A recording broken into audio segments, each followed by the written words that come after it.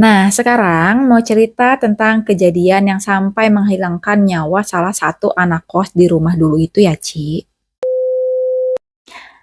Hai gengs, welcome to Forbia di CHY. Cerita horor yuk.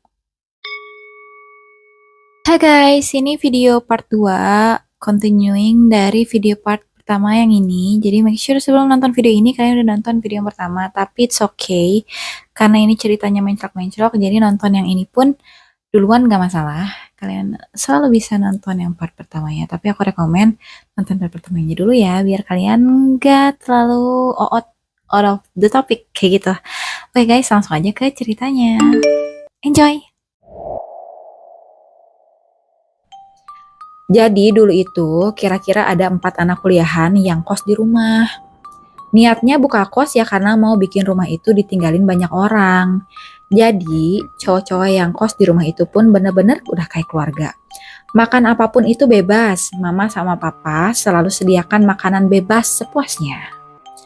Dan mama kalau sore-sore juga suka bikin cemilan gitulah Ci buat anak-anak kos. Nah anehnya, kalau bikin cemilan itu kan banyak banget. Tapi anehnya tetap aja nih, ada aja yang gak kebagian. Besoknya dibanyakin lagi nih bikinnya. Tapi tetap aja pada ada yang gak kebagian. Besoknya dipisah-pisahin dulu nih. Jadi kalau ada yang mau nambah ya silahkan. Tapi paling enggak tuh semuanya tuh udah dapet cemilannya. Tapi tetap aja pasti salah satu dari penghuni di sana tuh enggak kebagian juga. Itu pun sampai mereka pindah rumah pun tetap masalah gak kebagian ini gak kejawab. Salah satu anak kos, sebut aja namanya A, dia kuliah di Fakultas Hukum, udah mau lulus nih. Dia sama temannya inisialnya G, kos di rumah papa. Kalau malam mereka sering nyanyi-nyanyi di teras sambil main gitar, Ci. Nah kata si G, suatu malam ada cewek cantik yang senyum-senyum ke A dari arah seberang jalan. Karena cuma lewat doang, ya udah mereka tuh cuek. Ini diceritakan dari G ke papa dan mama setelah kejadiannya selesai ya. Jadi ini kayak cerita flashback. Setelah kejadian itu, si A ini disenyumin sama cewek di seberang jalan, si A ini mulai aneh. Mama pun ngeh, A ini mulai aneh. Nah kenapa? Karena A ini kan punya kebiasaan ngopi. Dan kalau udah abis maghrib gitu, selalu izin ke mama buat minta kopi. Tapi beberapa waktu belakangan ini, si A udah jarang ngopi dan sering diem di kamar. Oh iya, si A ini hobinya musik dan diving, Ci. Kalau dulu sih bukan diving-diving yang keren-keren kayak sekarang. Mungkin kayak latihan-latihan tim penyelamat gitu. Jadi ibaratnya untuk renang doang si A ini udah fasih banget. Kayak udah jago banget si A ini. Nah, suatu sore si A ini pamit pergi keluar sama papa. Papa nanya, mau kemana? Terus si A jawab, keluar bentar mas. Sekitar 1 jam kemudian, pintu rumah papa digedor-gedor. Ternyata ada beberapa warga yang bilang, kalau A ini tenggelam di sungai. Papa kaget kan? Loh kok bisa? Tadi izin keluar kok, pakai bajunya pun baju yang rapi. Terus warga itu bilang, iya, tadi itu dia teriak-teriak kayak ada anak yang tenggelam. Terus dia terjun. Padahal kami udah kasih tahu jangan terjun. Jadi warga-warga pun sebenarnya nggak lihat kalau ada anak yang tenggelam di situ. Ya udah, papa langsung tanpa babi bu langsung minta tolong ke omnya si papa buat bantu cari si A. Jadi si Om D ini tuh dipanggil ya, D ayo kita cari si A gitu.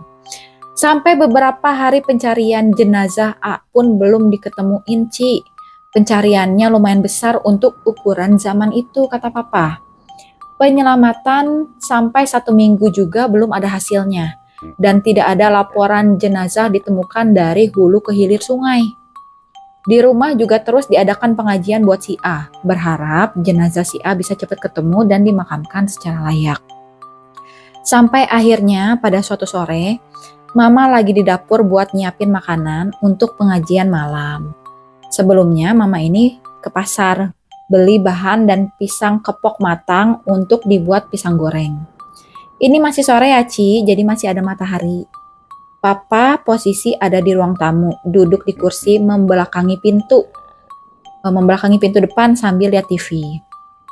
Tiba-tiba, gak tahu dari mana, datanglah si A ini duduk di kursi dengan jarak yang cukup dekat dengan Papa.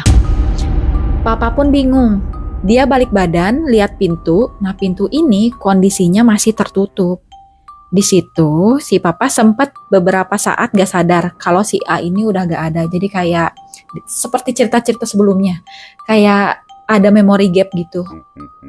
Terus Papa nanya, "Loh A, kamu masuk lewat mana?" Si A itu waktu itu cuma senyum aja, Ci. Terus Papa diem kan, dan akhirnya tersadar kalau si A ini udah gak ada. Terus Papa pun bilang, "A, bukannya kamu udah gak ada?"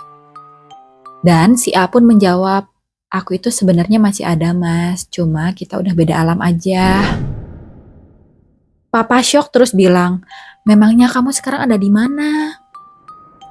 Dia menjawab, "Masih di sini kok Mas."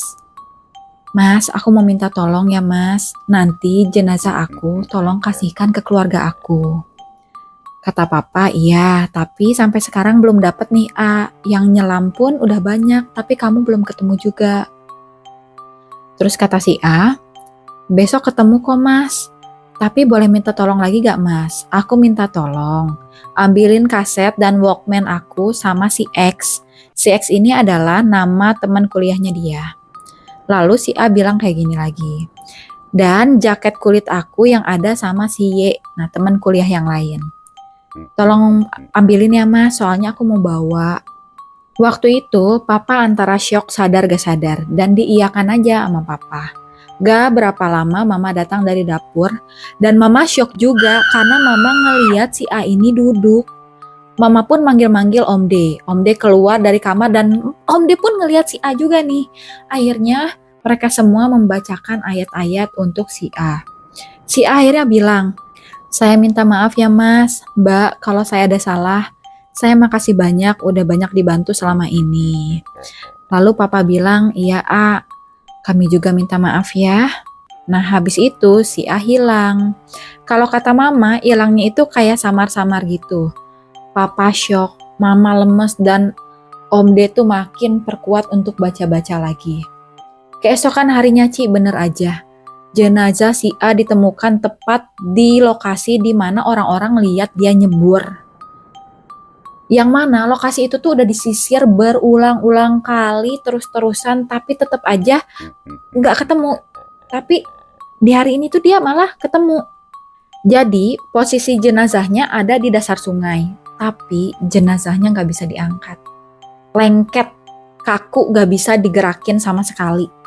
Padahal logikanya nih, setelah lebih dari 2 minggu, harusnya jenazah yang ada di dalam air kondisinya sudah lembek atau at least bengkak. Tapi menurut penyelam, kondisi jenazah ketika di dasar sungai itu ya masih kayak manusia biasa. Bedanya udah gak gerak dan kaku. Dari situ, Papa mikir si A minta bantu dipulangin jenazahnya. Tapi gimana kalau kondisinya gak bisa diangkat? Akhirnya setelah ngomong sama orang-orang tua, mungkin yang dituakan di sana ya, dan tim penyelam, katanya ikutin aja. Kalau versi tim penyelam itu, biasa tuh ada syaratnya dan mereka pun udah biasa. Papa minta tolong sama si G nih, si G itu anak kosan yang memang tinggal di situ. Papa bilang ke si G ini, "G, si A ada berpesan. Kalau tolong ambilin apa tadi itu sweater sama Walkman ya ke si X dan Y. Dia minta barang-barang yang dipinjam itu dikembaliin karena si A mau bawa barang-barang itu." Dan bener aja, barang-barang itu tuh memang ada Ci di mereka. Padahal G pun gak tahu, ya taunya cuma si A itu kenalnya cuma sama si A gitu loh. Papa bener-bener kaget waktu terima barangnya dan akhirnya barang-barang itu dibungkus, dikasih pemberat, dan ditenggelamkan ke sungai. Cuma beberapa jam setelah barang-barang tersebut ditenggelamkan, akhirnya jenazah si A muncul sendiri ke permukaan. Literally muncul gitu di tempat dia tenggelam tanpa ada anggota penyelam yang turun. Ya ampun Tuhan, aku merinding. Dan kondisi jenazahnya pun masih sangat amat baik. Bener-bener kayak orang yang baru meninggal dan gak kaku kayak sebelumnya waktu ditemuin di dasar sungai. Setelah itu jenazahnya dibawa pulang oleh keluarga. Dan sampai sekarang keluarga kami dan Om A, papahnya si A ini hubungannya amat sangat baik. Oh iya, ada yang keskip. Setelah kejadian, papahnya A ini datang ke rumah. Waktu itu posisinya mama lagi mau bikin pisang goreng. Pisang goreng yang awalnya itu matang kuning-kuning tiba-tiba berubah jadi mentah sementah-mentahnya dan ijo, jadi ijo keras. Percaya nggak percaya sih, aku percayanya setelah konfirmasi ke Om D. Akhirnya mama dan papa pindah dari rumah itu karena trauma. Mama dan papa juga ditutup mata batinnya supaya bisa menghindari kejadian-kejadian seperti itu. Sekian guys ceritanya, ini merinding banget karena pertama ini kisah nyata, kedua ini lokasinya pun ternyata menurut aku memang beneran ada buat teman-teman yang di Kalimantan atau Banjarmasin, ataupun teman-teman yang misalkan menemukan artikel ditemukannya keramik-keramik Cina di dasar sungai, rumah yang baru dibongkar, itu tolong mention ke aku karena aku sempet kayak mau nyari tapi aku lupa aku sempet apa enggak. Kalau dari aku ya, ada kemungkinan si A ini tertarik sama sosok wanitanya yang ternyata wanita ini adalah mungkin penghuni sungai itu kali ya. Sehingga si A ini ditarik dengan baitingnya ya anak yang kecebur minta tolong. Terus banyak banget anomali yang terjadi di cerita tersebut. Dan kenapa cerita ini tuh worth to tell? Karena ini berarti udah keberapa kali aku baca dan aku baca ulang. Ini dari 2 tahun lalu, bayangin. Tapi masih membekas di otak aku dan masih merinding saat aku bacanya. Mudah-mudahan kalian juga get the message ya. Se-euforia aku saat membaca ini. Dan pesan buat teman-teman yang pinjem barang, balikin, itu jenazah orang jadi berat perkara barangnya masih ketinggalan di kalian. Balikin loh, jangan lupa loh.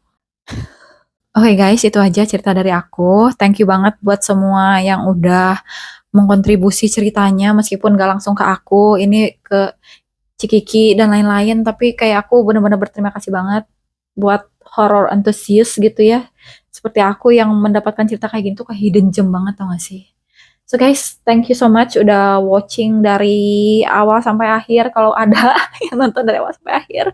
Kalau suka video ini silahkan like. Kalau misalkan gak mau ketinggalan video aku, subscribe. Kalau ada cerita please dong komen di bawah. Nanti aku kasih lah nomor aku kayak atau email aku supaya kita bisa cerita bareng guys. Thank you so much for everything. Bye bye.